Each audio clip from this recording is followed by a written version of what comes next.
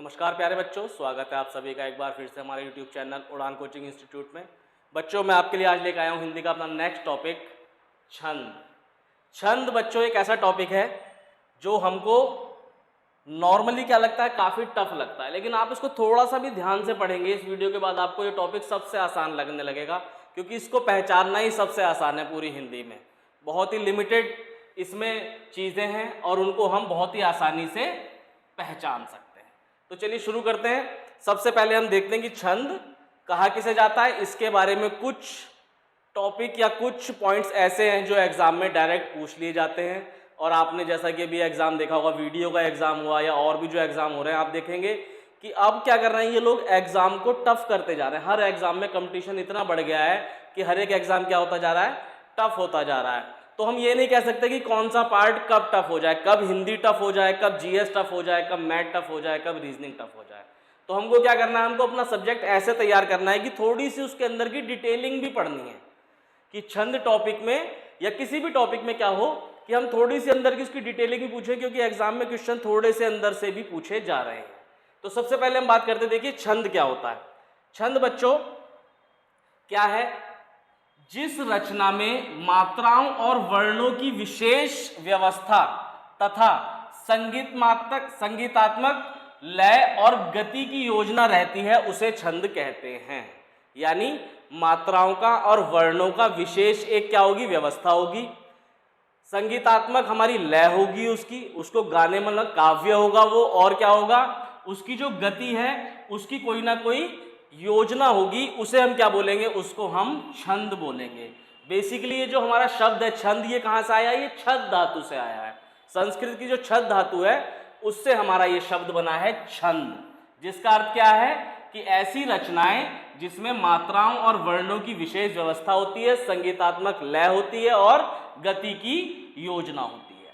ठीक, दूसरा हमारा जो इसमें पॉइंट है वो क्या है कि ये छंद हमारा सबसे पहले आया कहाँ से, छंद की उत्पत्ति कहाँ से हुई। बहुत ही इंपॉर्टेंट टॉपिक है, नॉर्मली आप पढ़ते हैं कि ये ऋग्वेद से आया है। मैं इसकी थोड़ी सी और डिटेलिंग आपको बतला देता हूँ कि एग्जाम में वो यहाँ से भी पूछ सकता है। ऋग्वेद में कहाँ से आया है, पुरुष सूक्त के नवम छंद में छंद की उत्पत्ति ईश्वर से बताई गई है। यानी जो हमारा ऋग्वेद है उसमें जो पुरुष सूक्तम है, वहां से हमारा सबसे पहले छंद का हमने विवरण देखा है कि छंद की जो उत्पत्ति है वो कहां से हुई है, ऋग्वेद के पुरुष सूक्त से हुई है। उसके बाद लौकिक संस्कृत के छंदों का जन्मदाता किसको मानते हैं हम, वाल्मीकि को मानते हैं। ये भी एक क्वेश्चन बन सकता है एग्जाम में कि लौकिक जो संस्कृत है हमारी, उसमें छंदों का जो जन्मदाता है वो कौन है, वो हमारे वाल्मीकि जी को माना गया है। उसके बाद नेक्स्ट पॉइंट देखते हैं इसमें जो बहुत ही इंपॉर्टेंट है, वो क्या है कि आचार्य पिंगल जो हैं, छंद से जो रिलेटेड हमारे आचार्य थे, जो पहले ऋषि थे, वो कौन थे, आचार्य पिंगल ने छंद सूत्रम में छंद का सुसंबंध वर्णन किया है। यानी छंद को जो हमको सबसे डिटेल में बतलाया वो किसने बतलाया, आचार्य पिंगल ने बतलाया। और जिस शास्त्र में बतलाया उसको हम क्या कहते हैं, छंद शास्त्र कहते हैं। छंद शास्त्र में क्या है हमारा, छंदों को पूरी डिटेल में कि कितने उसके अंग होते हैं, कितने उसके प्रकार होते हैं और किस चीज को छंद कहेंगे, ये हमें डिटेल में व्याख्या किसने की है, आचार्य पिंगल ने। ये क्वेश्चन भी एग्जाम में कई बार आया हुआ है। दूसरा, छंद शास्त्र को पिंगल शास्त्र भी कहते हैं। जो इन्होंने शास्त्र लिखा छंद के ऊपर, छंद की जो व्याख्या की, उसको हम क्या कहते हैं, पिंगल शास्त्र भी कहते हैं। और इसीलिए हम छंद को क्या कहते हैं, हम छंद को पिंगल भी कहते हैं, छंद को आप पिंगल भी कहते हैं। नेक्स्ट चीज इसमें देखते हैं कि हिंदी साहित्य में छंद शास्त्र की दृष्टि से प्रथम कृति क्या है, छंदमाला। ये भी एग्जाम में कई बार क्वेश्चन आया है कि छंद की दृष्टि से, छंद शास्त्र की दृष्टि से सबसे पहली जो कृति है वो कौन सी है, वो है छंदमाला। ये भी आपको याद रखना है। चलिए इसके आगे बढ़ते हैं। अब देखते हैं, देखिए सबसे पहले हम देखेंगे छंद के अंग और फिर उनके बाद हम देखेंगे छंद के प्रकार। तो सबसे पहले हम बात करते हैं कि छंद के अंग क्या होते हैं और कितने होते हैं। तो बच्चों छंद के अंग होते हैं 7 टोटल अंग होते हैं छंद के। कौन कौन से, सबसे पहला होता है चरण, जिसको हम पद भी कहते हैं और पाद भी कहते हैं। दूसरा हमारा क्या होता है, वर्ण और मात्रा। तीसरा हमारा होता है संख्या और क्रम। फिर होता है गण, गति, यति या विराम और तुक। अब इनको वन बाय वन हम डिटेल में देखेंगे, जिससे क्या होगा कि हमारे छंद के जो डाउट है या छंद समझने की जो दिक्कत है वो क्या होगी, खत्म हो जाएगी, और इन्हीं अंगों से ही हम छंद को पहचान भी पाएंगे। चलिए सबसे पहले देखते हैं हम चरण किसको कहते हैं। छंद में हमारे चरण क्या होते हैं? चरण क्या होते हैं? छंद क्या होता है? कुछ पंक्तियों का समूह होता है और प्रत्येक पंक्ति में समान वर्ण या मात्राएं होती हैं। जो हमारा छंद की जो खूबी है वो क्या है कि जो भी पंक्ति होगी उसमें या तो वर्ण समान होंगे या फिर मात्राएं समान होंगी, और इन्हीं पंक्तियों को चरण या पद या पाद कहते हैं। ये जो पंक्तियां हैं हमारी, जिसमें एक विशेषता बन रही है किस चीज की, या तो वर्ण समान होंगे या फिर मात्राएं समान होंगी, उसको हम क्या बोलेंगे? उस पंक्ति को चरण बोलेंगे। और चरण कैसे होते हैं? कुछ जो हमारे छंद हैं उनमें 4 चरण होते हैं, कुछ में 6 चरण होते हैं, ठीक है। तो जो हमारे विषम चरण है और सम चरण है उनको हम कैसे पहचानेंगे? जो विषम संख्याएं हैं जैसे 1, 3, 5, ये क्या हो गए? विषम चरण हो गए, और 2, 4, 6 क्या हो गए? हमारे सम चरण हो गए। ठीक है बच्चों, तो चरण क्लियर हो गया। उसके बाद देखते हैं हम वर्ण। वर्ण आप सभी जानते हैं वर्ण किसको कहते हैं, वर्णमाला में हमने बहुत डिटेल में पढ़ा था कि वर्ण क्या है। वर्ण क्या है? हमारी मूल इकाई है, या फिर ध्वनि भी बोलते हैं इसको हम, है ना। वर्ण को ही तो ध्वनि बोलते हैं। वर्ण क्या है? ध्वनि की मूल इकाई को वर्ण कहते हैं, और वर्णों के व्यवस्थित समूह को हम क्या कहते हैं? वर्णमाला कहते हैं। ठीक। छंद की दृष्टि से अगर हम देखें तो छंद की दृष्टि से हमें क्या देखना है? वर्ण जो है हमारे 2 टाइप के होंगे, लघु और गुरु। वर्ण कैसे होंगे हमारे? लघु और गुरु। इन्हीं तरीके से हम वर्णों को गिनेंगे। एक या तो वर्ण हमारा लघु होगा या फिर वर्ण हमारा गुरु होगा। तो जब हम वर्ण गिनेंगे तो लघु और गुरु के रूप में ही गिनेंगे, और अभी हम आगे देखेंगे कि जब लघु होगा तो हम उसको कैसे गिनेंगे और जब गुरु होगा तो हम उसको कैसे गिनेंगे। फिलहाल हमें जो बात याद रखनी है, वर्ण क्या है हमारा? वर्ण किसी भी ध्वनि की मूल इकाई है, किसी भी भाषा की मूल इकाई है, और वर्णों के व्यवस्थित समूह को वर्णमाला कहते हैं। और वर्ण हमारे छंद में कितने प्रकार के होते हैं? 2, लघु और गुरु। चलिए नेक्स्ट देखते हैं हम मात्रा। वर्ण और मात्रा एक ही टॉपिक है, मतलब एक ही टाइप की चीजें हैं। तो मात्रा आप जानते हैं, मात्रा क्या है? वर्गों के उच्चारण में जो समय लगता है, सॉरी ये वर्ण होंगे, वर्णों के उच्चारण में जो समय लगता है उसे हम क्या कहते हैं? उसे हम मात्रा कहते हैं। यानी जो भी हमारा वर्ण से अक्षर बन रहा है उस अक्षर के जो उच्चारण में समय लगेगा उसको हम क्या बोलेंगे? मात्रा बोलेंगे। अब आप जानते हैं कि कुछ वर्णों के उच्चारण में कम समय लगता है, कुछ वर्णों के उच्चारण में ज्यादा समय लगता है। तो जिन वर्णों में हमारा क्या होता है? कम समय लगता है उनको लघु वर्ण कहते हैं, और जिनमें अधिक समय लगता है उनको गुरु वर्ण कहते हैं। या फिर इसको एक तरीके से याद रख सकते हैं कि हमारे लघु वर्ण में क्या होंगे? मात्रा 1 होगी, और गुरु वर्ण में क्या होंगी? मात्राएं 2 होंगी। ठीक है। तो हमें जब लघु वर्ण में मात्रा पढ़नी है तो वो कितनी होंगी? 1, और गुरु वर्ण में 2। पढ़ने का तरीका मैं अभी आपको डिटेल में बतलाऊंगा। फिलहाल आप सिर्फ क्या क्या चीज होती है ये ध्यान में रखते चलिए। उसके बाद आता है हमारा क्रम। क्रम किसको कहते हैं हम? वर्ण या मात्रा की व्यवस्था को क्रम कहते हैं।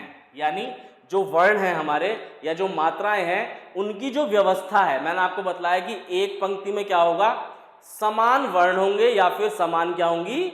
मात्राएं होंगी। ठीक है। अब उन्हीं पंक्तियों के हिसाब से, पंक्ति क्या बन गई हमारी? चरण बन गई। अब उन चरण के हिसाब से हम क्या करते हैं? अलग अलग छंद को पहचानते हैं कि भाई ये दोहा है या चौपाई है या सोरठा है। तो इसका क्या हुआ? ये जो क्रम है ये बहुत महत्वपूर्ण है। अगर हमने क्रम आगे पीछे करके लिख दिया कि भाई एक पंक्ति हमने जो पहले लिखी थी उसको बाद में लिख दी, जो बाद में लिखी थी उसको पहले लिख दी, क्या हुआ? क्रम हमने बदल दिया, तो क्या होगा? हमारा छंद बदल जाएगा, है ना। तो क्रम बहुत महत्वपूर्ण है कि क्रम से क्या होगा? हमें छंद पहचानने में सबसे ज्यादा आसानी होगी। तो इसीलिए हमें क्या करना है? क्रम को आगे पीछे नहीं करना है। इसका एग्जाम्पल क्या है? जैसे यदि राम कथा मंदाकिनी चित्रकूट चीत चारू, है ना, ये क्या है? हमारी एक पंक्ति है। ये क्या है? हमारी एक पंक्ति है। तो ये दोहा है हमारा। दोहे में क्या हुआ? चरण को चित्रकूट चित चारू राम कथा मंदक मागनी। अगर हम इसको ऐसे कर दें, यानी ये वाला चरण हम पहले रख दें और ये बाद में रख दें, तो ये क्या बन जाएगा? ये सोरठा बन जाएगा। अभी ये क्या है? अभी ये दोहा है। कैसे पहचानते हैं ये भी हम आगे डिटेल में पढ़ेंगे। जब मैं आपको दोहा और सोरठा बताऊंगा तब मैं आपको बतलाऊंगा कि कैसे पहचानना है। फिलहाल एक चीज क्या है कि अगर हम क्रम बदल देते हैं तो क्या होगा, हमारा छंद बदल जाता है, इसीलिए क्रम बहुत ही ज्यादा क्या है, महत्वपूर्ण है। उसके बाद देखिए नेक्स्ट चीज हमारी क्या आती है, यति। यति किसको बोलेंगे हम, यति को आप एक तरीके से बोल सकते हैं विराम, यानी किसी भी छंद को पढ़ने में जब हम क्या लेते हैं, कहीं कहीं पर एक पंक्ति के बाद या दो पंक्ति के बाद हम क्या करते हैं, विराम लेते हैं, उस विराम को हम क्या बोलते हैं, यति बोलते हैं। छंदों को पढ़ते समय बीच बीच में कुछ रुकना पड़ता है, इन्हीं विराम स्थलों को यति कहते हैं। इन्हीं विराम स्थलों को क्या कहते हैं हम, यति कहते हैं। सामान्यतः छंद के 4 चरण होते हैं और प्रत्येक चरण के अंत में क्या होता है, यति होता है। 4 चरण होंगे, हमारी 4 पंक्तियां होंगी, उन पंक्तियों में हम क्या करना होगा, थोड़ा थोड़ा विराम लेना पड़ेगा, तभी हमें पता चलेगा भाई एक पंक्ति खत्म हो गई दूसरी शुरू हो गई, तो उस विराम को हम क्या बोलेंगे, यति बोलेंगे। ठीक, उसके बाद आता है हमारा गति। गति का अर्थ क्या है, गति का अर्थ है लय। आपने सुना होगा जब भी आपके घर में रामायण होती है, आप कहीं पर कुछ सुनते हैं या कुछ दोहे सुनते हैं, तो आप देखेंगे कि उसको एक लय में गाया जाता है ना। उसको क्या करते हैं हम, एक लय में गाते हैं, तभी वो क्या हुआ, हमारा काव्य हुआ, छंद हुआ। तो उस लय को क्या कहेंगे हम, गति कहेंगे। छंदों को पढ़ते समय मात्राओं के लघु अथवा दीर्घ होने के कारण जो विशेष स्वर लहरी उत्पन्न होती है उसे गति या लय कहते हैं। यानी जो उसमें मात्राएं दी हुई हैं उसका लघु और दीर्घ होने से, लघु होगी तो कम खींचेंगे और दीर्घ होगी तो ज्यादा खींचेंगे, उसकी वजह से क्या होगा, एक स्वर लहरी उत्पन्न होगी, जिसको हम क्या कहेंगे, गति कहेंगे या फिर लय कहेंगे। ठीक, नेक्स्ट देखते हैं। नेक्स्ट हमारा क्या है, तुक। तुक आप जानते होंगे कि भाई तुक किसको बोलते हैं, कि जब भी हम कोई एक सेंटेंस बोल रहे हैं, कोई शेर बोल रहे हैं, कोई दोहा बोल रहे हैं, तो उसमें क्या होता है कि एंड के जो शब्द हैं हमारे, प्रथम पंक्ति के मान लीजिए या दूसरी पंक्ति के मान लीजिए, उसमें क्या होगा, जो आखिरी शब्द हैं अगर वो एक जैसी मात्राओं के हैं तो उसमें क्या होता है, उसमें तुक बैठ जाती है। मतलब हमने पहली लाइन बोली, उसके बाद दूसरी लाइन बोली, और दोनों लाइनों के क्या हों, जो आखिरी के शब्द हों वो क्या हों, समान मात्राओं के हों, तो वो क्या होता है, उसमें तुक बन जाती है। प्रत्येक छंद के प्रत्येक चरण के अंत में स्वर व्यंजन की समानता को तुक कहते हैं। स्वर या व्यंजन की समानता हो, या तो व्यंजन एक जैसे हो या फिर स्वर एक जैसे हो, तो क्या होगा, वहां पर क्या आ जाएगी, तुक आ जाएगी। जिस छंद में तुक नहीं मिलता उसको अतुकांत कहते हैं, और जिसमें तुक मिल जाता है उसको तुकांत कहते हैं। यानी जहां पर अंत कैसे हुआ, बिना तुक के हुआ, वो अतुकांत, और जहां पे तुक के साथ अंत हुआ वो तुकांत। उसके बाद 7th हमारा सबसे इंपॉर्टेंट, गण। गण क्या है, 3 वर्गों के समूह को गण कहते हैं। 3 वर्णों के समूह को गण कहते हैं। गण की संख्या 8 है। यमण, मगण, तगण, रगण, जगण, भगण, नगण और सगण। ये हमारे क्या होते हैं, 8 गण होते हैं। इन 8 गणों से ही हम क्या करते हैं, पहचान पाते हैं कि हमारा वार्णिक छंद है। वार्णिक छंद में ही क्या होते हैं, गणों की गिनती होती है। और वार्णिक छंद कौन सा छंद है वो हम कैसे पहचानेंगे, वो हम गण के थ्रू और वर्णों के थ्रू पहचानेंगे। इनकी सहायता से हम क्या करेंगे, उनकी पहचान करेंगे। आपको ये याद रखना है कि गण कितने होते हैं, हमारे गण 8 होते हैं। कौन कौन से, यगण, मगण, तगण, रगण, जगण, भगण, नगण और सगण। अब देखिए इनको पहचानेंगे कैसे, कि भाई कौन सा हमारा गण आ रहा है, किस पंक्ति में कौन कौन से गण आ रहे हैं। उसको पहचानने का एक बहुत ही सिंपल फॉर्मूला है। कौन सा फॉर्मूला है, देखिए मैं आपको दिखाता हूं।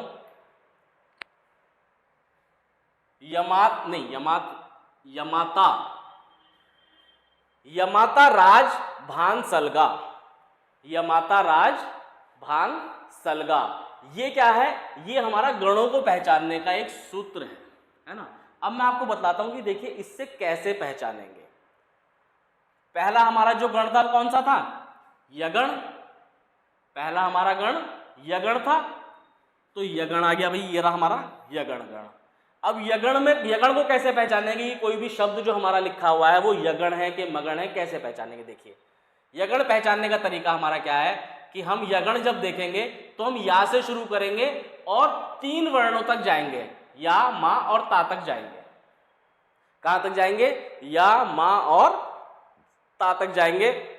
जब हम मगड़ देखेंगे तो माँ से शुरू करेंगे और उसके बाद 2 अक्षरों तक जाएंगे, माँ, ता और रा। फिर जब हम तगड़ देखेंगे तो ता से शुरू करेंगे, ता, रा और जा तक जाएंगे। इसी तरह से हमें क्या करना है, जो भी हमारा गण शुरू हो रहा है यमण मगड़ तगड़ में, उसमें उसी वर्ण से शुरू करना है और उसके बाद 2 स्थान तक और जाना है। उसके बाद 2 स्थान तक और जाना है, यानी टोटल 3 की गिनती हमें करनी है। अब हम बात करते हैं सबसे पहले यमण गिनने की, यगण गिनने की। अब मैं आपको एक और चीज इसके बीच में बता देना चाहता हूं कि हम जब गिनते हैं वर्णों को तो कैसे गिनते हैं। मैंने आपको बताया था कि वर्ण 2 होंगे, पहला क्या होगा? लघु होगा और दूसरा क्या होगा? हमारा गुरु होगा। ये 2 वर्ण हमारे होंगे। लघु वर्ण मैंने आपको बताया जिसमें क्या होगा?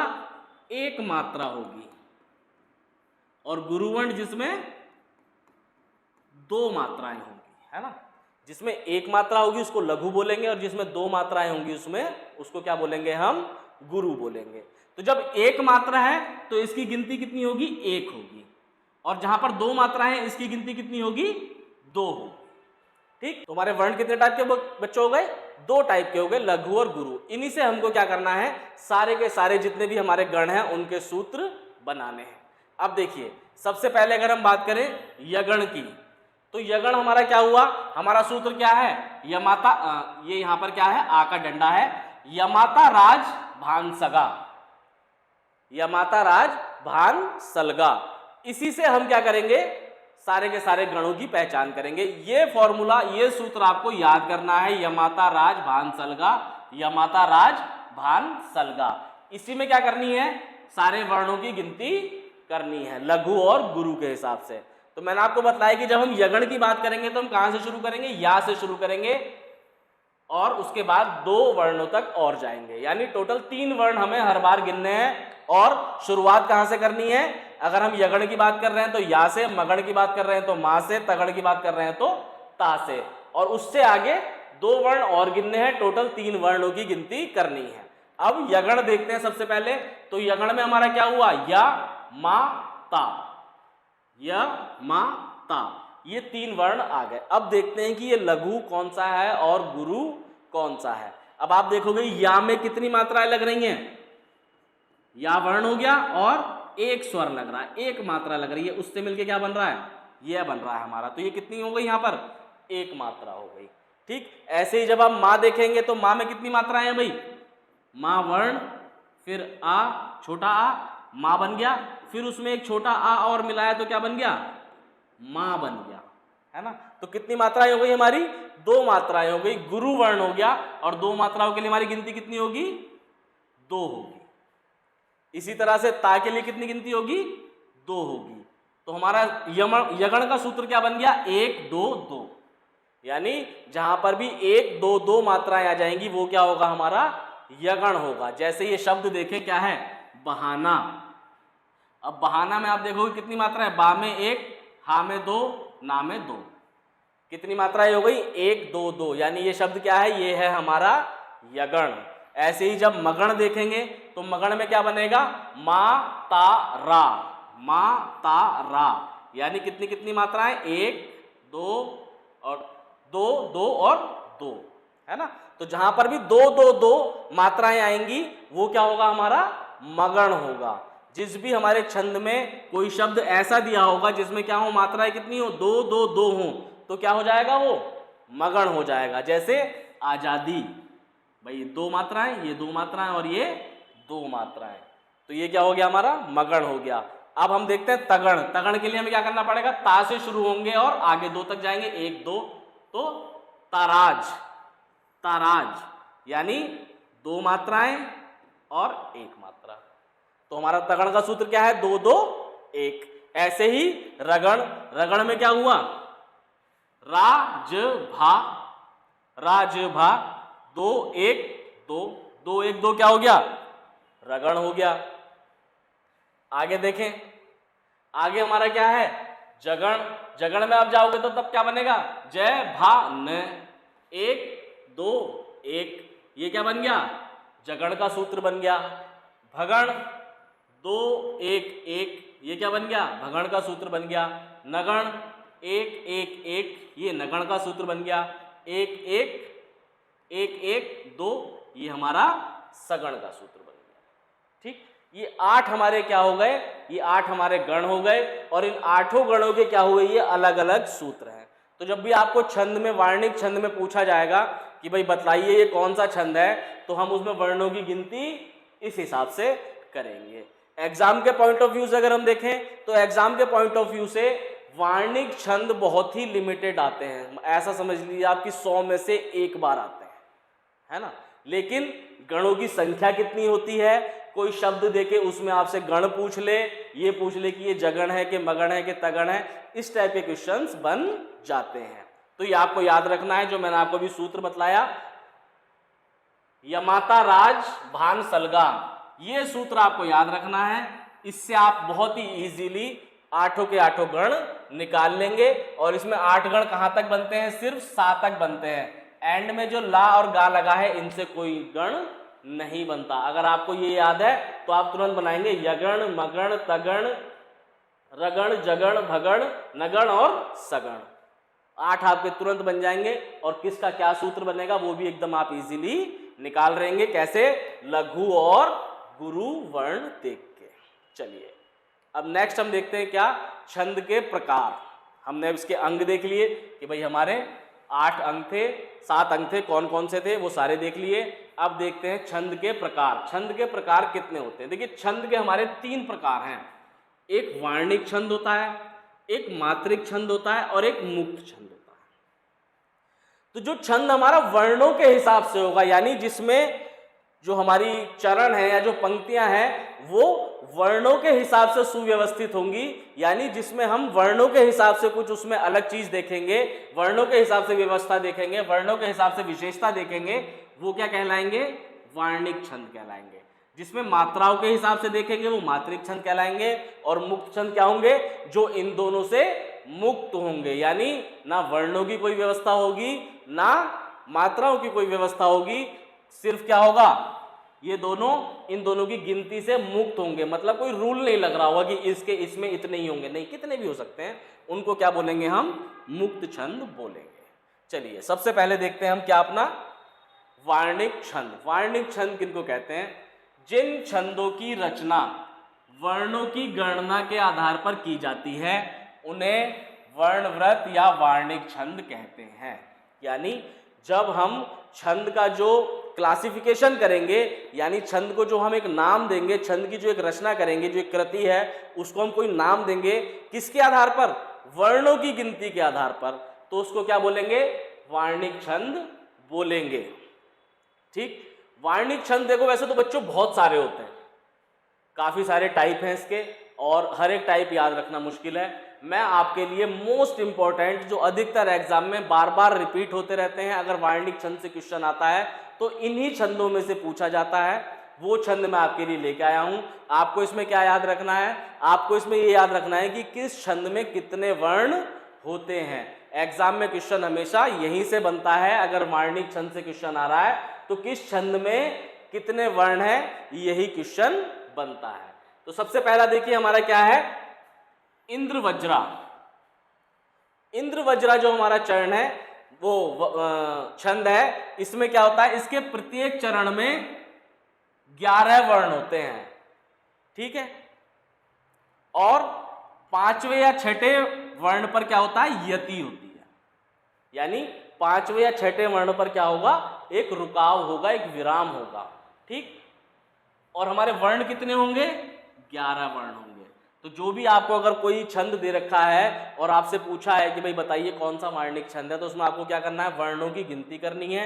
और उसमें क्या होंगे, अगर 11 वर्ण है तो वो हमारा इंद्रवज्रा होगा। ऐसे ही फिर वसंत तिलका। वसंत तिलका में क्या होता है, 14 वर्ण होते हैं, प्रत्येक चरण में 14 वर्ण होते हैं। फिर मालिनी, सबसे इंपॉर्टेंट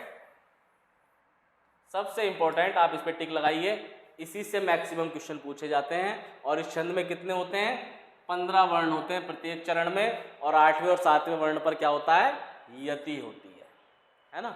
आपको सिर्फ ये याद रखना है कि इस छंद में कितने वर्ण होते हैं, 15 वर्ण का जो छंद होगा उसको क्या बोलेंगे, मालिनी बोलेंगे या मजु मालिनी बोलेंगे। सबसे इंपॉर्टेंट यही है। उसके बाद क्या है, मंदाक्रांता, इसमें कितने वर्ण होते हैं, इसमें 17 वर्ण होते हैं। वशंस्त, इसमें 12 वर्ण होते हैं। नेक्स्ट द्रुत विलंब, द्रुत विलंबित, इसमें भी क्या होते हैं, 12 वर्ण होते हैं और 4-4 वर्णों पर क्या होता है, यति होती है। ठीक है, फिर मध्यगंत्य, इसमें कितने होंगे, इसको भी मालती बोलते हैं। इसमें 6, इस छंद में कितनी होती है, 23 वर्ण होते हैं। नेक्स्ट जो हमारा है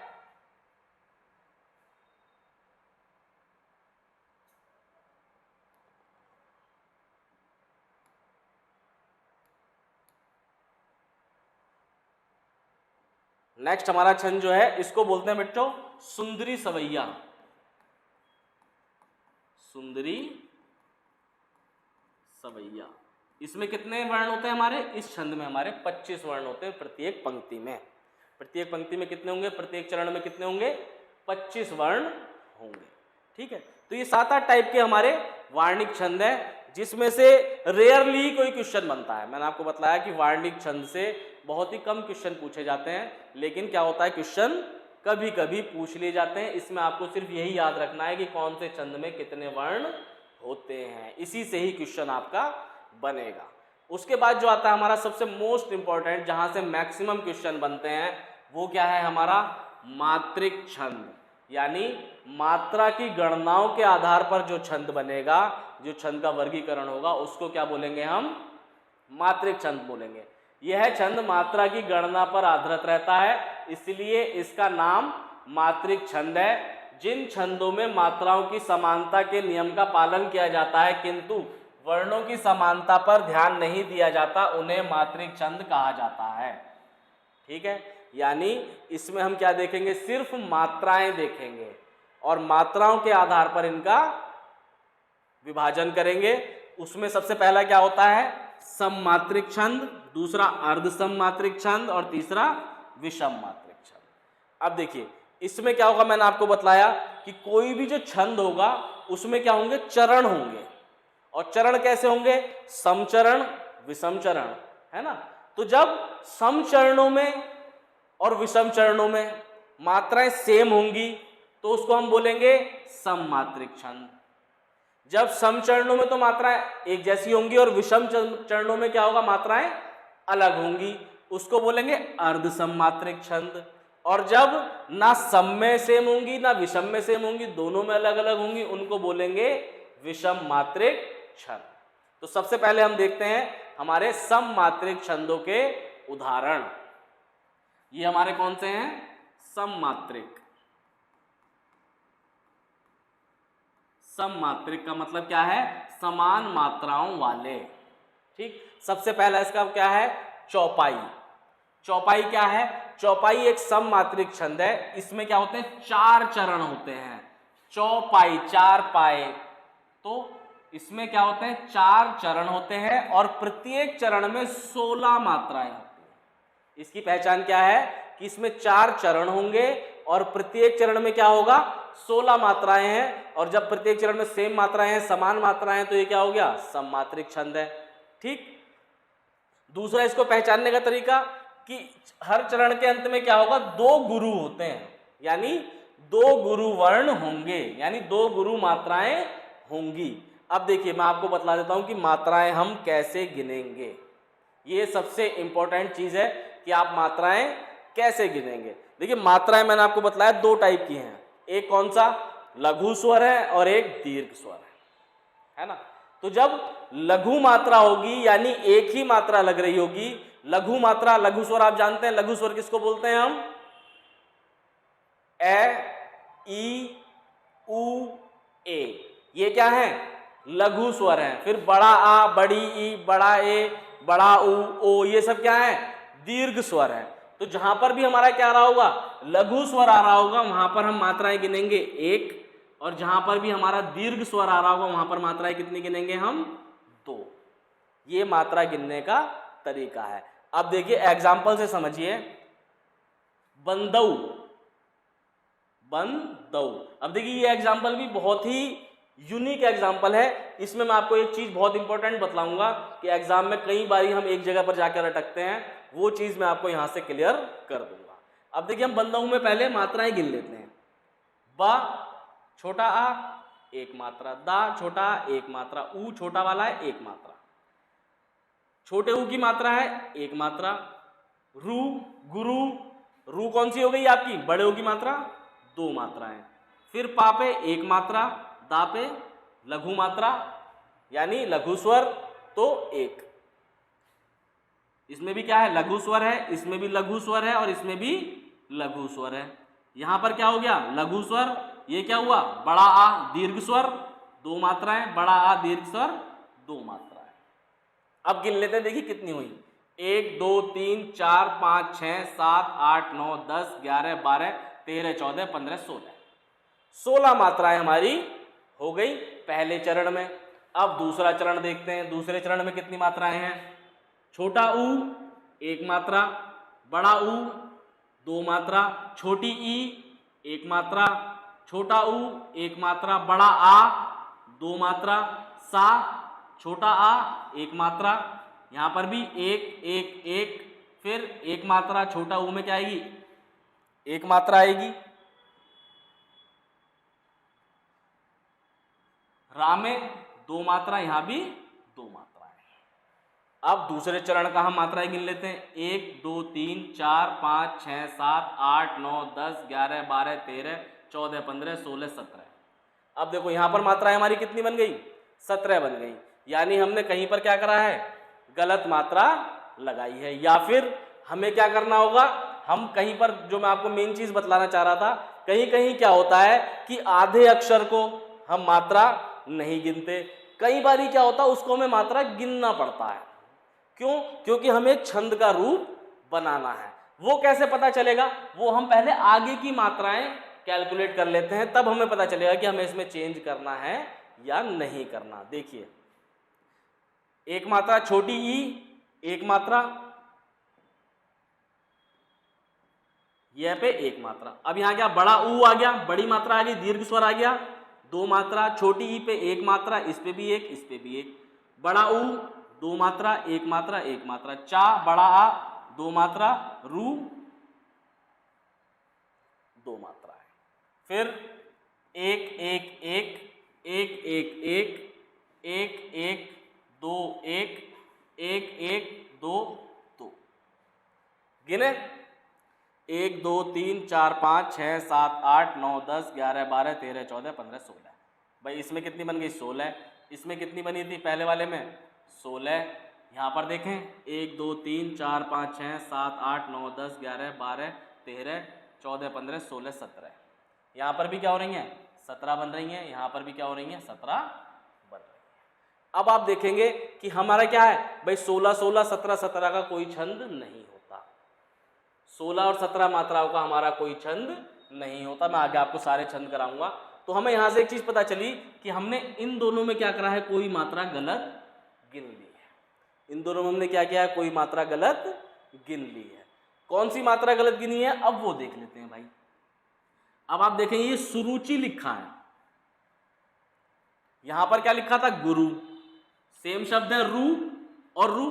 यहां पर हमने दो मात्राएं गिनी थी, यहां पर हम कितनी गिनेंगे, एक मात्रा गिनेंगे। इसको हम क्या गिनेंगे, एक मात्रा गिनेंगे। ऐसे ही भवरुज, इसको भी क्या गिनेंगे, एक मात्रा गिनेंगे। ऐसा क्यों कर रहे हैं हम, ऐसा हम इसलिए कर रहे हैं कि जब आप गुरु बोलते हैं तो गुरु, रू के बाद ना कोई वर्ण नहीं आ रहा, कोई अक्षर नहीं आ रहा, तो रू को आप लंबा खींच रहे हो। लेकिन जब आप सुरुचि की बात कर रहे हो तो सुरुचि में क्या हो रहा है, तुरंत ची आ जा रहा है, सुरुचि, तो रू को हम लंबा नहीं खींच पा रहे, है ना। तो इसलिए यहां पर क्या हुआ, एक एक मात्रा गिनी जाएगी। ऐसे ही भवरूज में होगा, भवरूज में भी क्या, रू को ज्यादा लंबा नहीं खींच पाए, तो यहां पर क्या होगा, ये एक मात्रा होगी। ठीक, अब हमारी कितनी हो गई, 16 16 मात्राएं हो गई। इस टाइप के अजम्पशन या इस टाइप की चीजें आपको कहीं जगह पर, बहुत जगहों पर देखने को मिलेंगी कि क्या होगा कि आप गिन रहे होंगे अपने हिसाब से कि भाई आधे अक्षर को नहीं गिना जाता, लेकिन वहां पर क्या होगा, आधे अक्षर को गिन लिया गया होगा, कहीं पर आधे अक्षर को नहीं गिना जाएगा। तो उसका पता कैसे लगाएंगे आप, चारों चरणों की मात्राएं देख लीजिए, और चारों चरणों में जिस भी छंद के हिसाब से मात्राएं बैठ रही हो, उस हिसाब से हम क्या करेंगे, आधे अक्षर को कई बार गिनेंगे, कई बार नहीं गिनेंगे। बच्चा सबसे ज्यादा गलती एग्जाम में इसी चीज में करता है, क्योंकि उसको क्या लगता है कि बोले यार ये क्या बात हुई। यहां पर पढ़ते टाइम क्या सोच रहा होगा, आपके दिमाग में भी क्या रहा होगा कि यार ये क्या बात हुई, यहां पर गिना यहां पर नहीं गिना, हम कैसे पता लगाएंगे। देखो पता तो आपको ही लगाना पड़ेगा। एग्जाम किसे देना है, एग्जाम आपको देना है। नंबर किसके कटेंगे, नंबर आपके कटेंगे। तो आपको ही ये चीज सीखनी पड़ेगी। ये एग्जाम्पल डालने का मेरा सारा मोटिव ही यही था कि मैं आपको ये चीज बहुत इजीली बतला सकूं और आपकी समझ में आ सके कि हमको मात्राएं क्या करनी है। कई बारी हमको छंद के हिसाब से एक आध मात्रा ऊपर या नीचे एडजस्ट करनी पड़ती है। और वो कैसे करेंगे, उसके करने के दो ही तरीके हैं। जब आपको ऐसा कोई शब्द मिले या फिर आधे अक्षर वाला कोई शब्द मिले, हलंत वाला कोई शब्द मिले, उसमें क्या होगा, उसमें कई बारी आप उस मात्रा को गिनेंगे, कई बारी नहीं गिनेंगे। वो आप डिपेंड करता है कि छंद कौन सा बन रहा है। अब जैसे मान लीजिए आपका कोई छंद ऐसा बन रहा हो 11-13 11-13 है ना। अब आपकी इसमें 11 बन गई, इसमें 11 बन गई, इसमें 13 बन गई। अब आप यहाँ पे 12 ही बना पा रहे हो, तो आपको पता है कि 11-12 11-13 कोई छंद नहीं होता। छंद क्या होता है, 11-13 11-13। तो यानी जो 12 मात्राएं बन रही हैं उनको 13 मात्राएं हैं वो। तो 13 मात्राएं आप जब नोटिस करोगे तो इसी तरह से बनेंगी। या तो उसने क्या होगा, आधे अक्षर को उसमें गिन लिया होगा, या तो किसी इस टाइप की मात्रा को उसने 2 मात्राएं गिन ली। ठीक है, चलिए आगे देखते हैं। आगे हमारा आता है रोला। रोला किसको बोलेंगे हम, रोला भी क्या है हमारा, सममात्रिक छंद है। यानी इसके प्रत्येक चरण में कितने मात्राएं होंगी, समान मात्राएं होंगी। और कितनी होंगी, 24 मात्राएं होंगी। इसके प्रत्येक चरण में कितनी मात्राएं होंगी, 24 मात्राएं होंगी।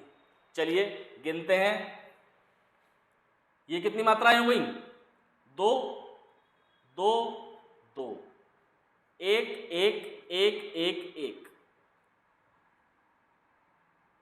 यहां पर 1 1 2 1 2 1 1 1 2। ठीक, गिन लें, 2 4 6 7 8 9 10 11 12 13 14 15 16 17 18 19 20 21 22 23। अब देखो फिर वही चीज 23 बन गई। अब 23 होती है, आपको ये नहीं करना कि ये रोला है, आप अगली गिनो।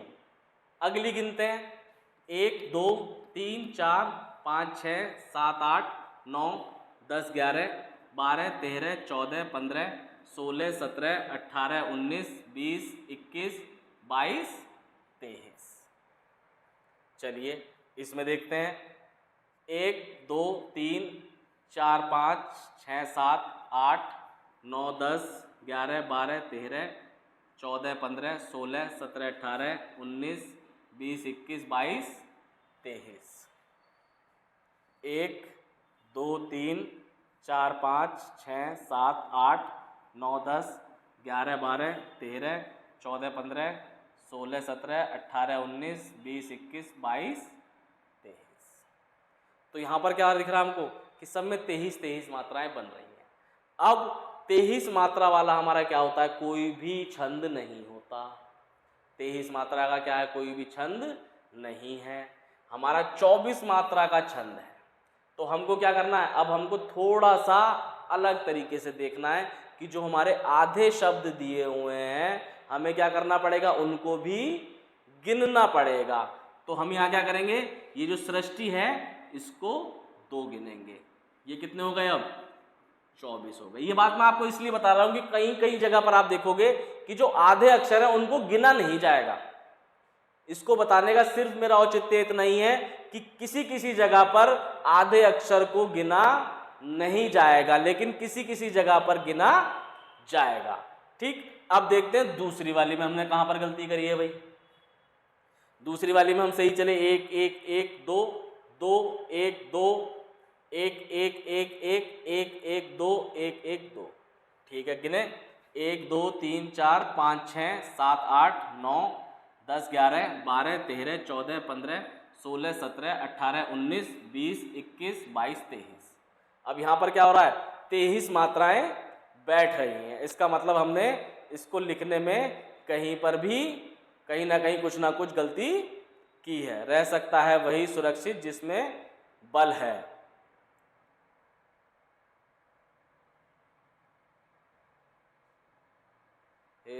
है दावा यह नियम सृष्टि में सदा अटल है, रह सकता है वही सुरक्षित जिसमें बल है। अच्छा चलिए इसमें देख लेते हैं। निर्बल, नी, कहीं पर दो मात्रा लगने की गुंजाइश, यहाँ पर आधा रा आ रहा है। उसके बाद यहाँ देखें, इसमें क्या होगा, यहाँ पर आधा पा आ रहा है तो यहाँ पर भी दो मात्राएं।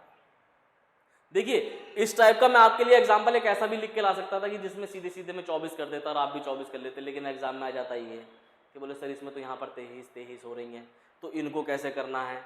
इसी टाइप के एग्जाम में क्वेश्चन पूछे जाते हैं जहाँ पर क्या हो, अधिकतर बच्चा क्या करता है, अटक जाता है। तो यहीं पर हमको क्या करना है, ये कन्फ्यूज़न अपना दूर कर लेना है कि हमको ये जो आधे अक्षर दिए हुए हैं इनको भी क्या करना पड़ जाता है, कई बारी गिनना पड़ जाता है। ठीक, अब ये जो हमारा बाकी जो ये दूसरी लाइन बची है, इसमें क्या हो सकता है कि इसमें या तो कोई हमने ग्रामेटिकल मिस्टेक कर दी है, लिखने में कोई ना कोई त्रुटि जरूर होगी जिसकी वजह से क्या हो रहा है, 24 मात्राएं हमारी नहीं बन रही हैं। नहीं तो इसमें भी क्या होगा, 24 ही मात्राएं बनेंगी। सब में क्या होगा, 24 मात्राएं ही बनेंगी। आपको कोई भी ऐसा एग्जाम्पल मिलता है जिसमें आप 23 मात्राएं गिन पा रहे हैं या फिर आप आधे वाले को भी गिन के 25-25 मात्राएं कर दे रहे हैं, तो आपको ये याद रखना है कि 23 और 25 मात्राओं का कोई भी छंद नहीं होता। छंद कितनी मात्राओं का होता है, 24 मात्राओं का होगा। कौन सा होगा, रोला। और उसी के हिसाब से हमें क्या करना है, मात्राएं गिननी है कि हमको आधी मात्रा गिननी है या नहीं गिननी। चलिए नेक्स्ट देखते हैं हर गीतिका। हर गीतिका में क्या है, इसके प्रत्येक चरण में 28 मात्राएं होंगी और 4 चरण होंगे। ठीक है, अब देखते हैं इसमें कितनी मात्राएं हैं। 1 2 3 4 5 6 7 8 9 10 11 12 13 14 15 16 17 18 19 20 21 22 23 24 25 26 27 28। अब देखो इसमें ये हमने आधा ना नहीं गिना तब भी क्या हो गई, पूरी मात्राएं हमारी बैठ गई कि 28 मात्राएं इसमें हैं। अभी क्या होता अगर मान लो यहीं पर हमारी 27 मात्राएं बैठ रही होती तो हम इस आधे ना को भी क्या करते, तुरंत गिन लेते कि इसको भी भाई क्या करो, गिन लो। अब देखते हैं ये वाला। पहली बार में आपको आधा अक्षर नहीं गिनना है और अगर आपका वो पूरा नहीं बन रहा, मात्राएं पूरी नहीं आ रही, तब आप क्या करेंगे, उस आधे अक्षर को गिनेंगे। अब यहाँ पे देखते हैं 1 2 बड़ा हुआ गया, करुणा 1 2 3 4 5 6 7 8 9 10 11 12 13 14 15 16 17 18 19 20 21 22 23 24 25 26 27।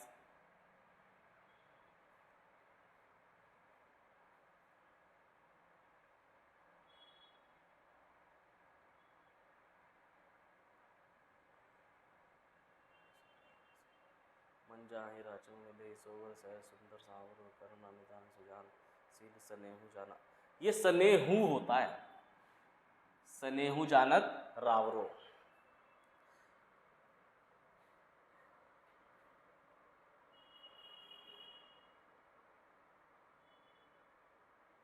करुणा निधान सुजान सीलु स्नेहु जानत रावरो। आपने ये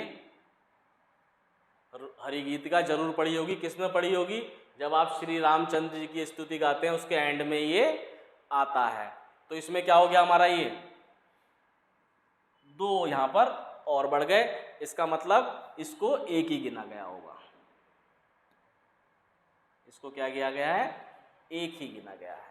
1 2 3 4 5 6 7 8 9 10 11 12 13 14 15 16 17 18 19 20 नहीं 19 20 नहीं, ये एक ही है, छोटे ऊ की मात्रा होती है इसमें।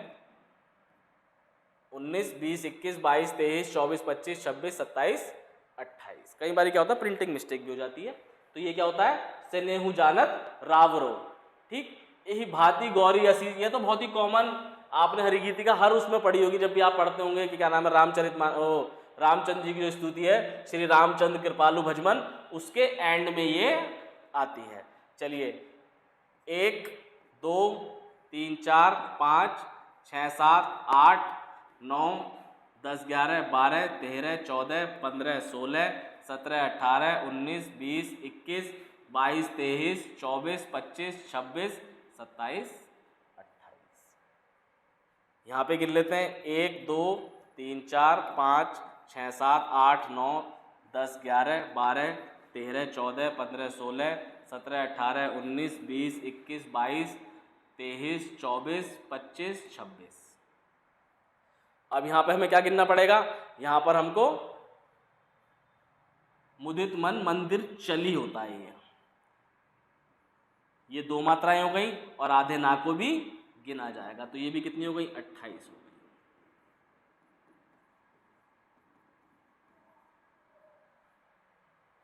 ठीक, ये हमारी क्या है, हर गीत का है। इसमें प्रत्येक चरण में हमारी कितनी है 28 मात्राएं हैं। देखो बच्चों, मैं आपको यहाँ पर इसीलिए ये चीज सॉल्व करा के दिखा रहा हूं कि एग्जाम में आप यहीं पर अटकोगे।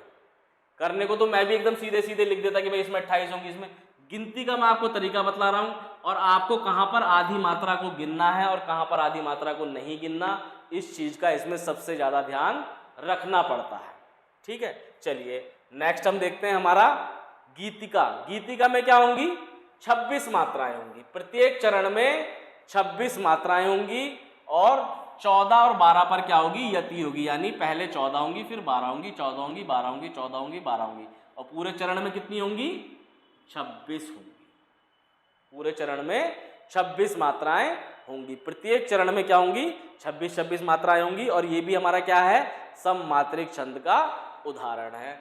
चलिए गिन लेते हैं। बड़ा आ गया 2 मात्राएं, छोटा ऊ 1 मात्रा, 1 मात्रा। अभी हम आधे का को नहीं गिनेंगे, जब हमें इसकी जरूरत पड़ेगी तब गिनेंगे। तो में कितना हो गया 2 मात्राएं, में 2 मात्राएं, छोटे ऊ में 1 2 2 1 1 2 1 1 2 1 2। जिनको भी थोड़ा सा भी कंफ्यूजन हो रहा है गिनने में, वो इस बात को याद रखें, अगर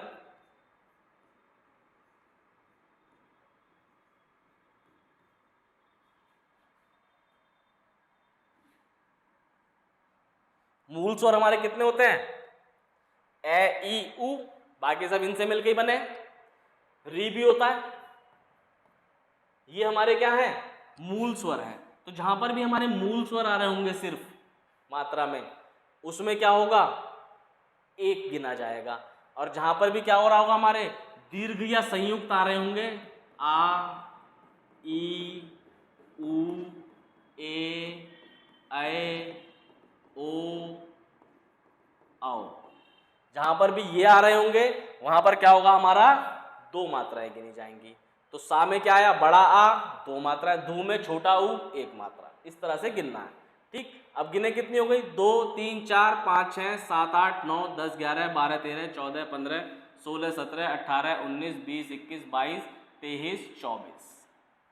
यानी हमको यहाँ पर जो ये हमारे आधे अक्षर दिए हुए हैं इनको भी क्या करना पड़ेगा गिनना पड़ेगा। 1 मात्रा भाई इसकी हो गई और 1 मात्रा जो आधा ना यहाँ लग रहा है उसकी हो गई, तो ये कितने हो गए 26। अब इनको गिनना पड़ेगा, वो कैसे पता चलेगा आगे के चरणों से। हमें तुरंत क्या करना है, हमें सारे चरण गिन लेने हैं।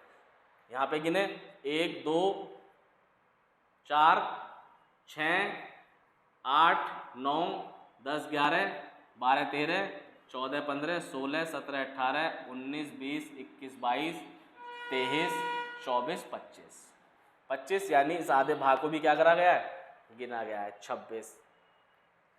2 3 4 5 6 7 8 9 10 11 12 13 14 15 16 17 18 19 20 21 22 23 24 25, यानी इस आधे ना को भी गिना गया है। वंचकों 1 2 3 4 5 6 7 8 9 10 11 12 13 14 15 16 17 18 19 20 21 22 23 24 25। यानी ये जो आधा ना है इसको भी क्या करा गया है, यहाँ पर गिना गया है। मैं आपके लिए सारे एग्जाम्पल्स वैसे ही निकाल के लाया हूँ जिसमें आधे अक्षरों को भी क्या किया गया है, गिना गया है। तो ये सब कितनी हो गई, 26 मात्राएं हो गई और हमारा कौन सा छंद बन गया, गीति का छंद बन गया। चलिए नेक्स्ट, वीर या आल्हा। इसमें क्या होता है, इसके प्रत्येक छंद में कितनी मात्राएं होती हैं, 31 मात्राएं होती हैं। और दूसरा पहचानने का तरीका कि गुरु और लघु यानी एंड में जो मात्राएं बनेंगी वो हमारी 2 1 की बनेगी। देख लेते हैं, 1 1 1 1, 2 1 1 1। अभी यहां पर मैं इस आधे ता को नहीं गिन रहा हूं। 1 1 1 1 1 2 1 1 2 2 2 1 1 2 1 1 2 3 4 5 6 7 8 9 10 11 12 13 14 15 16 17 18 19 20 21 22 23 24 25 26 27 28 29। यानी ये जो हमारे आधे आधे अक्षर हैं इनको भी हमें क्या करना है, गिनना है। ये गिनना है इनको। तो ये कितने हो गए, अब 31 हो गए। इसमें देखें 1 2 3 4 5 6 7 8 9 10 11 12 13 14 15 16 17 18 19 20 21 22 23 24 25 26 27 28, एक ही गिना जाएगा, 28 29 30 31। ठीक है, अब इसमें क्या किया गया, इसमें आधे अक्षर को हमने नहीं गिना। यही चीज मैं बतलाना चाह रहा था कि कई बारी क्या होता है, आधा अक्षर गिना जाता है, कई बारी आधा अक्षर नहीं गिना जाता। चलिए अब नेक्स्ट देखते हैं हम, ये आ गया अब हमारा क्या, दोहा। ये कौन सा है, विषम मात्रिक। ये क्या है हमारा, विषम मात्रिक छंद का उदाहरण है। यहां से हमारे अब जो चलेंगे वो कौन से चलेंगे, विषम मात्रिक छंद। विषम मात्रिक छंद मैंने आपको क्या बतलाया, या फिर इनको क्या बोलते हैं, अरे नहीं विषम मात्रिक नहीं, अर्ध सम मात्रिक, सॉरी। यहां से हमारा क्या शुरू होगा, अर्ध सम मात्रिक।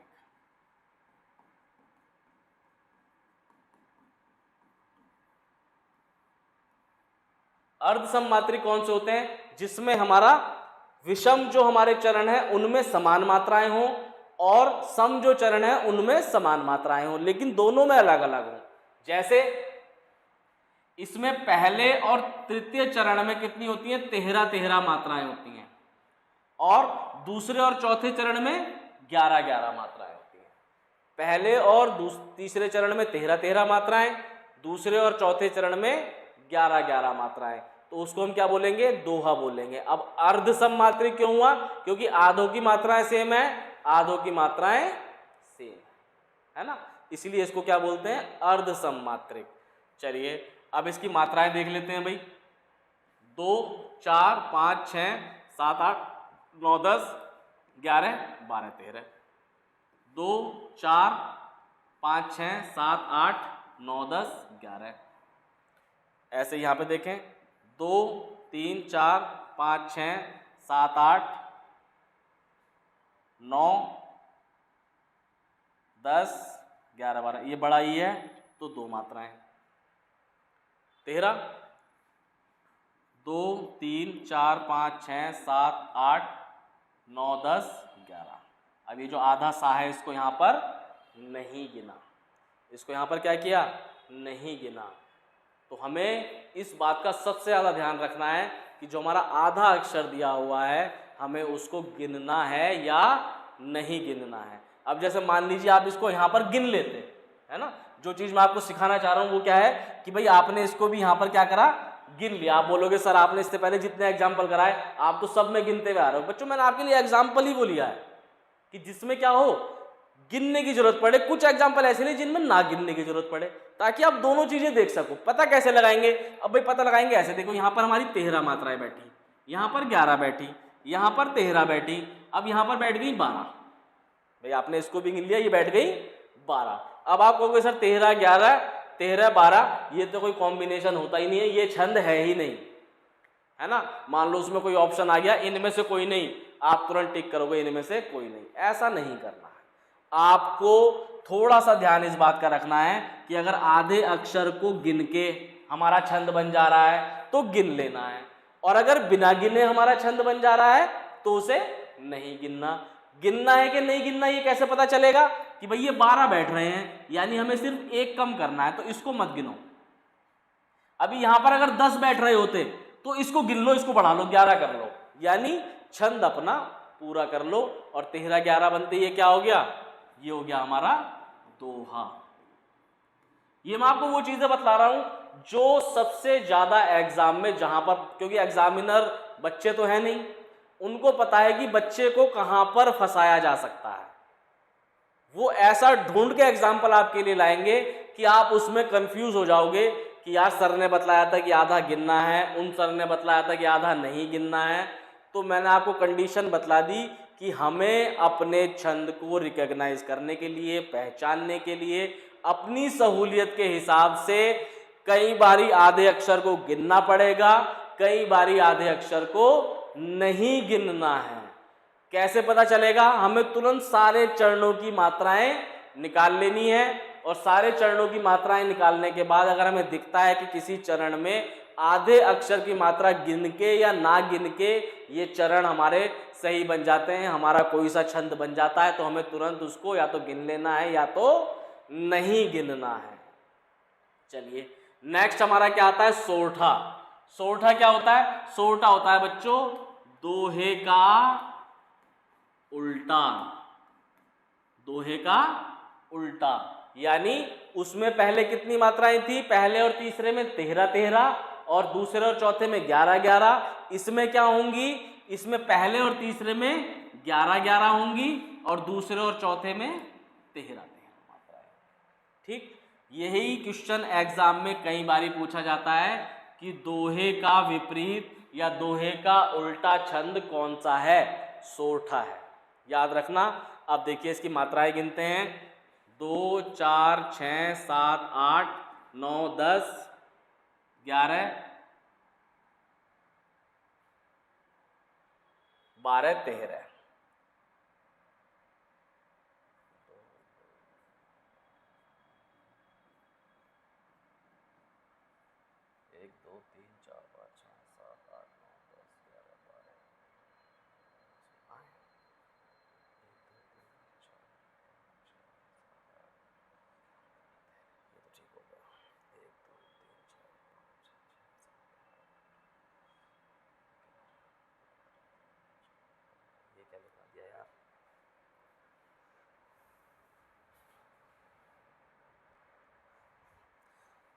तो चलिए बच्चों अब देखते हैं इसकी मात्राएं गिनते हैं कितनी है हमारी, 1 2 3 4 5 6 7 8 9 10 और 11। इसकी गिन लेते हैं, 1 2 3 4 5 6 7 8 9 10 11 12 13, यानी 11 और 13।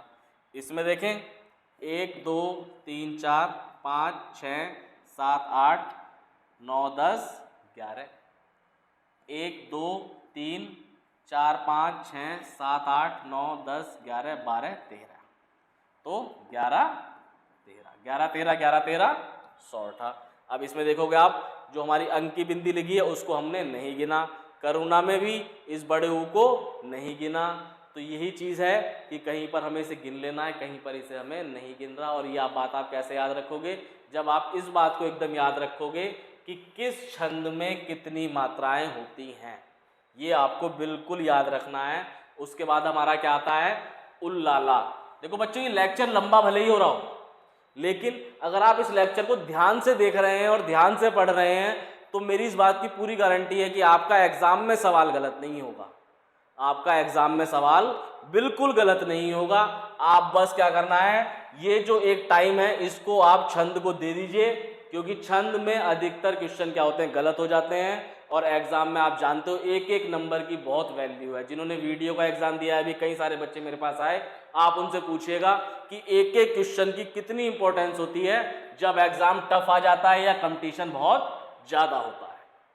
चलिए, अब उल्लाला क्या होता है? उल्लाला भी हमारा क्या है? विषम मात्रिक छंद है, और इसके प्रथम और तृतीय चरण में कितनी होती है? 15-15 मात्राएं होती हैं।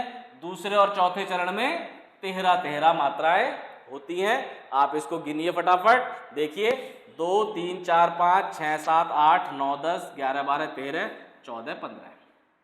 बड़े की मात्रा 2, 1 2 3 4 5 6 7 8 9 10 11 12 13 15 13 15 13।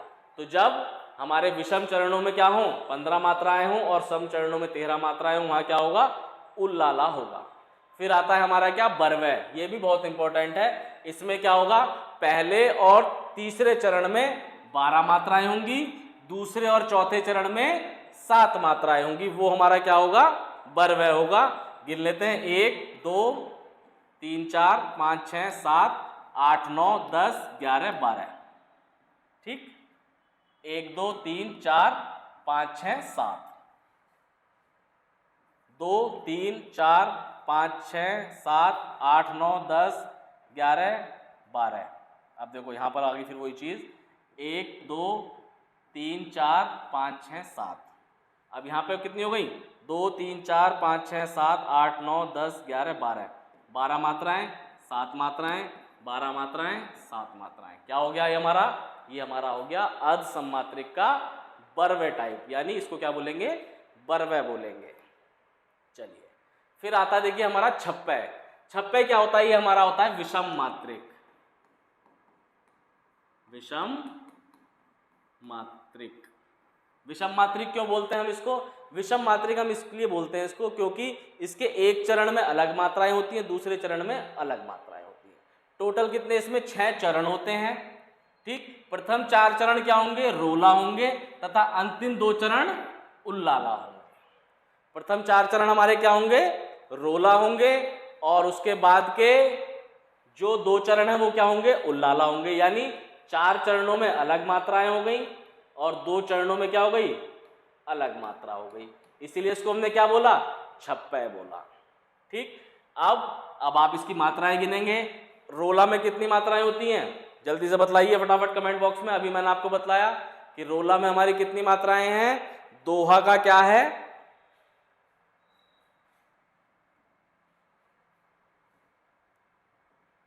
ये देखिए, उल्लाला में हमारी कितनी मात्राएं हैं? उल्लाला में हमारी 15 और 13 यानी 28 मात्राएं हैं। ठीक, उसके बाद जो हमारा रोला था उसमें कितनी मात्राएं थी? रोला में हमारी 24 मात्राएं थी।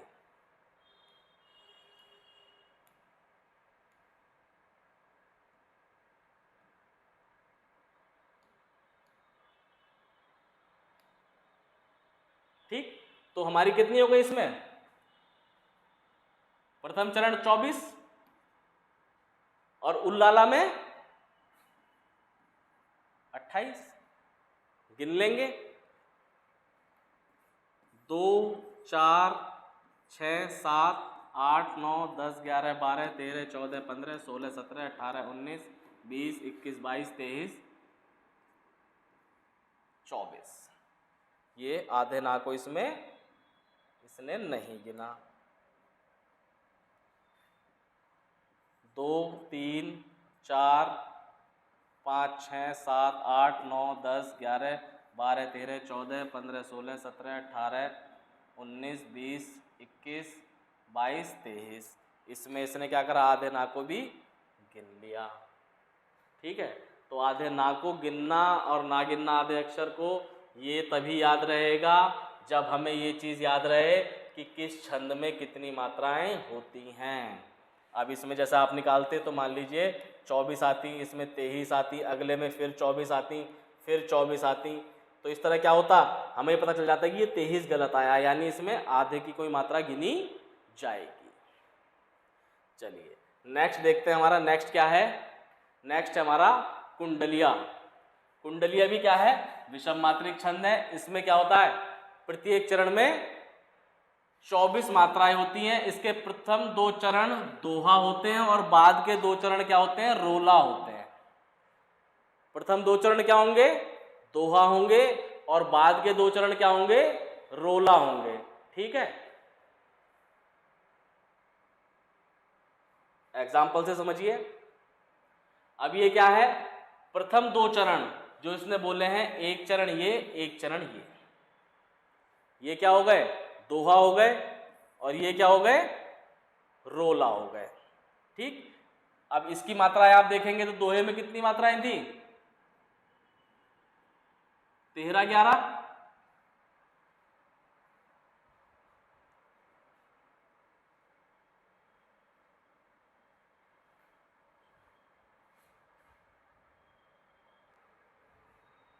तो देखिए नेक्स्ट बच्चों हमारा आता है क्या? छप्पय। छप्पय हमारा क्या है? ये हमारा है विषम मात्रिक। विषम मात्रिक छंद, यानी इसमें जो चरण हमें दिए हुए हैं उनमें क्या होगा? कुछ चरण में अलग मात्राएं होंगी और कुछ चरण में क्या होगा? अलग मात्राएं होंगी। इसीलिए इसको क्या बोलेंगे हम? विषम मात्रिक छंद बोलेंगे, क्योंकि इसमें मात्राएं क्या है? विषम है, समान नहीं है। तो देखिए छप्पय किसको बोलते हैं? छप्पय हम बोलते हैं, इसमें क्या होंगे? 6 चरण होंगे सबसे पहली बात। उसके बाद जो प्रथम 4 चरण है वो क्या होंगे? रोला होंगे। और जो अंतिम 2 चरण है हमारे वो क्या होंगे? उल्लाला होंगे। अब आप रोला में जानते हो कितनी मात्राएं होती हैं? 24 मात्राएं होती हैं। उल्लाला में टोटल कितनी मात्राएं होती हैं? 28 मात्राएं होती है। 15 13 28 मात्राएं उल्लाला में होती हैं और 24 मात्राएं रोला में होती हैं। तो यानी जो हमारे शुरुआत के 4 चरण हैं वो क्या होंगे? 24 मात्राओं वाले होंगे। चलिए गिन लेते हैं। 2 4 5 6 7 8 9 10 11 12 13 14 15 16 17 18 19 20 21 22 23 24। यहाँ पे गिने 2 3 4 5 6 7 8 9 10 11 12 13 14 15 16 17 18 19 20 21 22 23, यानी जो ये आधा दिया हुआ है आधा ना, इसको भी गिनना है। कितनी हो गई? 24 24। ऐसे ही आगे देखें 1 2 3 4। देखो बच्चों मैं आपको एक एक मात्रा इसलिए गिनवा रहा हूँ कि मैं इसको बहुत शॉर्ट में ही बता देता कि डायरेक्ट आपको बताता कि इसमें इतनी होती है, इसमें इतनी होती है, आगे बढ़ो, मेरा भी काम आसान, आपका भी काम आसान। लेकिन मैं आपको गिनना इसलिए सिखा रहा हूँ क्योंकि फाइनली एग्जाम में तो गिननी ही पड़ेंगी, और गिनने में कैसे गलती हो सकती है वो सबसे बड़ी चीज़ है। 1 2 छोटी की मात्रा है तो 1 आएगी, आ गया तो 2 आ गई। 2 3 4 5 6 7 8 9 10 11 12 13 14 15 16 17 18 19 20। अब देखो यहाँ पर कई सारे आधे जो अक्षर हैं उनको क्या करना पड़ेगा? हमें गिनना पड़ेगा। कौन कौन से? एक तो ये पा में जो रा लग रहा है इसको भी गिन लेते हैं, इस पा में रा लग रहा है इसको भी गिन लेते हैं। आप देखें कितनी हो गई। और कहाँ पे कहीं आधा अक्षर आ रहा है? यहाँ आ रहा है। 1 2 3 4 5 6 7 8 9 10 11 12 13 14 15 16 17 18 19 20। ये तो ज़्यादा कर लिया हमने।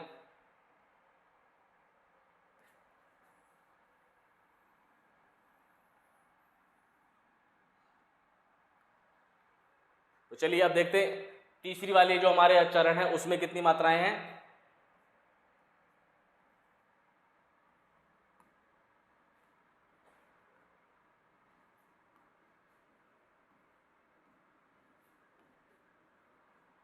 गिन लेते हैं। 1 2 3 4 5 6 7 8 9 10 11 12 13 14 15 16 17 18 19 20 21 22 23 24।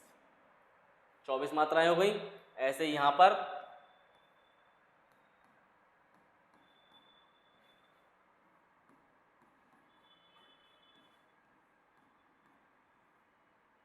1 2 3 4 5 6 7 8 9 10 11 12 13 14 15 16 17 18 19 20 21 22। 22 हो रही हैं। इसका मतलब जो हमारे आधे अक्षर हैं उनको भी हमें क्या करना है? गिनना पड़ेगा। 24 मात्राएं हो गई। यहाँ पर गिने 1 2 3 4 5 6 7 8 9 10 11 12 13 14 15 16 17 18 19 20 21 22 23 24 25 26 27 28 24 24 28 इसमें गिने 2 4 5 7 8 10 11 12 14 15 16 17 18 19 20 21 22 23 24 25 26 यानी जो हमारे आधे वाले अक्षर हैं इनको भी क्या करना है, गिनना है। कितनी हो गई, 28 मात्राएं हो गई। ये दो टाइप है हमारे कौन से, विषम मात्रिक छंद के। चलिए दूसरा टाइप देखते हैं। दूसरा टाइप हमारा क्या है, कुंडलिया। पहला था छप्पे, अब कुंडलिया। कुंडलिया क्या होता है हमारा, इसके 6 चरण होते हैं इसमें भी, और प्रत्येक चरण में कितनी 24 मात्राएं होती है। लेकिन फर्क क्या होता है कि पहले के 2 चरण जो हैं वो होंगे दोहा, और बाद के 2 चरण क्या होंगे, रोला होंगे। यानी प्रत्येक चरण में 24 मात्राएं होंगी, लेकिन क्या होगा, पहले के 2 जो हैं, पहले के 2 हमारे दोहा होंगे और बाद के 2 हमारे क्या होंगे, रोला होंगे। रोला का मतलब एक ही चरण में कितनी हो जाएंगी, पूरी 24 मात्राएं हो जाएंगी। और दोहा में क्या होंगी, दोहा में हमारी वो मात्राएं 11 13 के हिसाब से होंगी। यानी हमारे जो विषम चरण है उसमें 13 मात्राएं होंगी, और जो सम चरण है उसमें 11 मात्राएं होंगी। ठीक है, पहले 2 दोहा रहे, रोला अंतिम 4 रहे, जहां 24 कला कुंडलिया का सार। ये इसका एग्जाम्पल भी है, और इसी में ही क्या है, इसकी परिभाषा भी है। ठीक, तो आप इसकी वो गिन लेंगे कि पहले 2 क्या होने चाहिए, दोहे होने चाहिए, और बाद में ये दोनों क्या होने चाहिए, बाद में ये दोनों हमारे होने चाहिए रोला। 24 24 चाहिए तो बाद के दोनों रोला होने चाहिए। चलिए अब मैं दिखाता हूं आपको कि इसमें हमारे क्वेश्चन किस टाइप के आते हैं। पहला प्रश्न देखते हैं, हिंदी साहित्य में छंद शास्त्र की दृष्टि से पहली कृति कौन सी है। जल्दी से इसका ऑप्शन बताइए आप। मैंने आपको बतलाया था पहली कृति कौन सी है, छंद माला सबसे पहली कृति हमारी है। उसके बाद नेक्स्ट क्वेश्चन देखते हैं, छंद पढ़ते समय आने वाले विराम को क्या कहते हैं, यति कहते हैं। ठीक, नेक्स्ट, गणों की सही संख्या है, कितनी संख्या है गणों की, 8। ये सब एग्जाम में कई बार रिपीट हुए क्वेश्चन है। दोहा और सोरठा किस प्रकार के छंद हैं, समवार्णिक छंद है, सममात्रिक छंद है, अर्धमात्रिक अर्ध सममात्रिक छंद है, या फिर विषम मात्रिक। तो ये हमारे क्या हैं, दोहा और सोरठा अर्ध सममात्रिक छंद है। क्यों, क्योंकि इनके विषम चरणों में समान होती है और सम चरणों में समान मात्राएं होती है। दोहा और रोला के संयोग से बनने वाला छंद है। जल्दी से बतलाइए, ये तो मैंने जस्ट आपको अभी बतलाया है कि हमारा दोहा और रोला के हमारे जो हैं संयोग से क्या बनता है, 24 24, दोहे की 24 मात्राएं टोटल 13 11, और रोले की हमारी 24 मात्राएं, उनसे क्या बनता है हमारा, कुंडलिया बनता है। उनसे हमारा क्या बनता है, कुंडलिया छंद बनता है। अब देखते हैं नेक्स्ट क्वेश्चन क्या हमारा। अब हमें इसमें बतलाना है कि उपरोक्त पंक्ति में कौन सा छंद है। अब उपरोक्त पंक्ति में छंद कैसे बता पाओगे आप, मात्राएं गिन के। अब हमें यहाँ पर क्या करना है, मात्राएं गिननी है। चलिए गिनते हैं, 1 2 3 4 5 6 7 8 9 10 11 12 14 15 16 17 18 19 20 21। आगे गिन लेते हैं, 1 2 3 4 5 6 7 8 9 10 11 12 13 14 15 16 17 18 19 20 21 22 23। अब देखते हैं, अब इसमें हमारा क्या क्या चीज़ का कॉम्बिनेशन बन सकता है भाई। एक तो ये हमारा क्या बन सकता है, देखो ये क्वेश्चन बहुत इंपॉर्टेंट है, आप इसको करने का तरीका समझिए। एक तो रोला बन सकता है, क्यों, क्योंकि उसमें 24 मात्राएं होती हैं भाई। दोहा बन सकता है, दोहे में भी कितनी होती हैं 24 होती हैं, लेकिन कॉम्बिनेशन में 13 11 के। सोरठा बन सकता है क्या, या बरवे बन सकता है क्या? सोरठा में बताइए फटाफट कितनी मात्राएं होती हैं, और बरवे में? बरवे में हमारी टोटल कितनी होती हैं 19 मात्राएं होती है 12 7 के रेशो में, और सोरठा में कितनी होती हैं?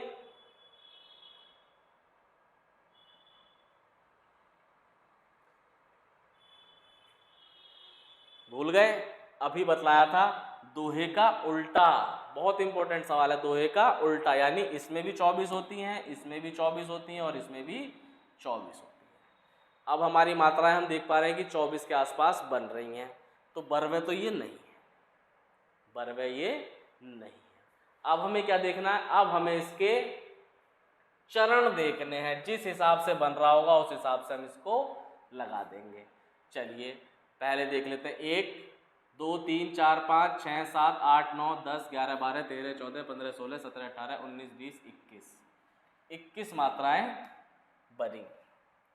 इसमें 1 2 3 4 5 6, अभी मैंने इसमें आधे वाले नहीं गिने हैं, इसमें मैंने भी जो आधे अक्षर हैं वो नहीं गिने हैं, उनको मैं कैसे गिनूंगा, यही सबसे इंपॉर्टेंट चीज़ है। अब इसमें देख लेते हैं 1 2 3 4 5 6 7 8 9 10, 1 2 3 4 5 6 7 8 9 10 11 12 13, यहाँ बन गई 13, यहाँ बन रही हैं 10। जब हम इस आधे ना को नहीं गिन रहे, इसको भी गिन ले तो कितनी बन गई 11 बन गई। अब हमारा कॉम्बिनेशन में पता चल रहा है कि भाई 11 13 टाइप की कोई चीज़ बन सकती है, यानी सोरठा हमारा बन सकता है।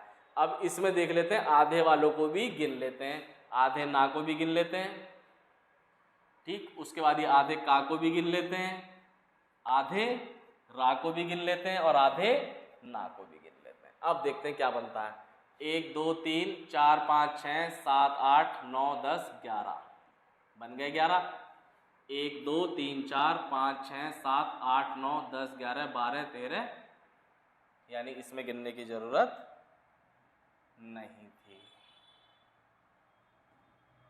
इसमें कोई सा भी एक आधा गिन लो तो यहाँ कितने बन गए 13, 11 13 11 13, ये क्या बन गया सोरठा बन गया। अब आप इसमें बोलोगे कि सर इसमें तो इतना कन्फ्यूजन है, हम कैसे करेंगे? बेटा करने का तरीका तो यही है, और एग्ज़ाम में ये सवाल करना भी ज़रूरी है, इसीलिए थोड़ा सा इसमें आपको अपना विवेक का यूज़ ज़रूर करना है, और विवेक के इस्तेमाल से ही ये सॉल्व होगा। चलिए नेक्स्ट क्वेश्चन, कहते हुए जो उत्तरा के नेत्र जल से भर गए, हिम के कणों से पूर्ण मानो हो गए पंकज नए। अब इसमें हमें बतलाना है कि कौन सा छंद है। सबसे पहले हम क्या करेंगे, जो हमारे पूर्ण वर्ण हैं उनको गिनेंगे, आधे वालों को नहीं गिनेंगे।